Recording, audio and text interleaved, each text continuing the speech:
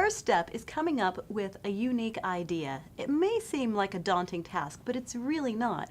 All you need to do is take a look around and ask questions about what you see.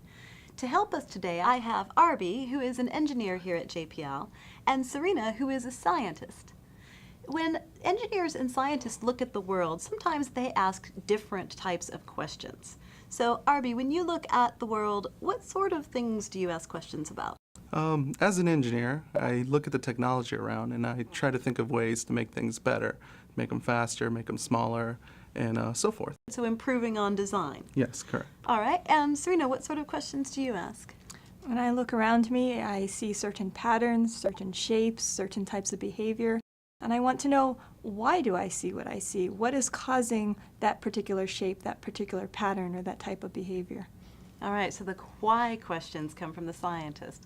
So you see that the questions are very similar but somewhat different. So that's what we want you to do, is look at your world and ask those sorts of questions. Arby, take a look at this image and tell me one thing you might ask a question about. Just looking at it, I'm immediately attracted to the airplane in the sky, the car in the driveway, and the basketball hoop on the building. I think of what makes a car go, what gives it its propulsion, by what means does it go forward. The airplane in the same way, it's going through a different medium, so how does it achieve that? With the basketball hoop, one thing that would be pretty neat is to make all your shots every time. Well, why not build a robot to do the job for you? There's a lot of ways to improve things. You can make a car go faster, a plane fly farther, and make every free throw. Okay, so you have several ideas we could then develop perhaps into a question.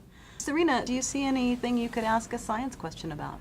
I see the plant growing out of the drain, and it leads to questions about how do plants grow, what sort of conditions do they grow best under, for instance, how much soil do they need, or different types of fertilizer. I see the person running, and I'm a runner myself, and there's a lot of experiments I do just on my own in terms of how much water do I need, how much rest do I need, what's the best way to recover after a run. That leads to possible scientific experiments. And then finally I look at the windows and I wonder, what are the best types of covers for keeping a house cool? All right, so you both gave me about 3 ideas just glancing at this image. If I gave you more time, do you think there are more things you could see or come up with from this image? Infinitely many. Infinitely Absolutely. many. Okay, I'm going to prod you to give me 1 or 2 more that you have an idea of. If I was a little kid instead of a big kid, I'd be really curious to see what those things on the roof of my family's house is. How do they work? I mean, you're turning sunlight into energy. So there must be some interesting things going on in there. Someone who likes sports, you've got different ball shapes. Maybe they all move differently through the air when you throw them.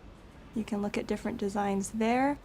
There's a cat. You can ask questions about animals. Or there's the bugs.